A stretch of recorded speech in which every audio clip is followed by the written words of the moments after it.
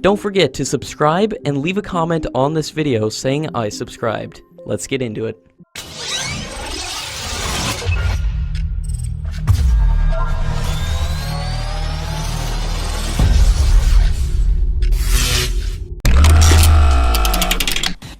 The Indian Air Force has announced that 2 of its Tejas fighter jets had arrived in Malaysia to participate in the LIMA 2019 International Maritime and Aerospace Exhibition.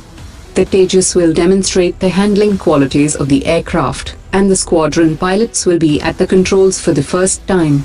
This exhibition is going to be a big sales pitch for India, as there will be many other customers other than Malaysia. Malaysia plans to procure 36 light combat aircraft in order to complement the Su-30 fighter jets in its air force. Interestingly, the China-Pakistan's JF-17 is missing from the LIMA 2019, which had also skipped the Bahrain Air Show in 2016, after much hype over its expected encounter with Tejas light combat aircraft. Malaysia's switch to the Tejas would be a second disappointment to Pakistan, after Sri Lanka had backed away from the JF-17 after expressing interest. India has showcased a poster of BrahMos-NG and Tejas combo at the LIMA 2019 exhibition, as the Tejas will be the first aircraft to be integrated with the BrahMos-NG. The next generation version will be capable of reaching speeds of up to 3.5 Mach, and will have a range of 290 kilometers, and each Tejas will be able to carry a maximum of 2 missiles. According to latest reports, the Tejas SP-15 light combat aircraft has completed its maiden flight, after taking off from Bangalore Airport of Hindustan Aeronautics Limited.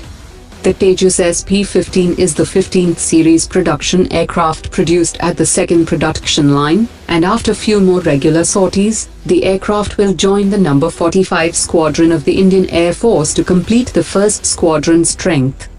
First Tejas Squadron will have its full strength by end of 2019, and will be deployed at the forward air bases closer to Pakistan by 2020. According to latest reports, the Chilean armed forces have reached out to the Indian government and expressed their interest in buying the BrahMos system. Chile has expressed interest in the coastal naval as well as air version of the BrahMos system, and the upcoming BrahMos-NG can be accommodated in a number of sea and air platforms due to its reduced size. There is a huge opportunity for the Indian defense companies to participate in modernization of the Chilean armed forces, and the chiefs of the armed forces from both sides have discussed the potential in shipbuilding, radar systems, submarines and joint training. In a major boost to the Indian Army's firepower, the first batch of the Dhanush artillery systems will be inducted in the Indian Army on 26 March. The Indian Army has placed an order for more than 110 of these indigenous systems with the Ordnance Factory, and one complete regiment comprising of 18 systems will be ready by the end of 2019. The first batch that will be delivered to the Indian Army will have 5 systems, and will be deployed on the China and Pakistan frontiers. According to latest reports, South Africa's Denel Land Systems is in negotiations with an Asian country to purchase the company's latest T5-52 wheeled self-propelled artillery system.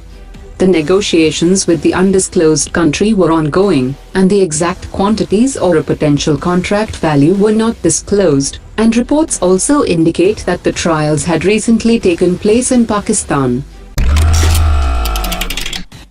According to latest reports, Tata Power Strategic Engineering Division has bagged a 1,200 crore rupees contract from the Defence Ministry for supplying shipborne 3D air surveillance radar systems.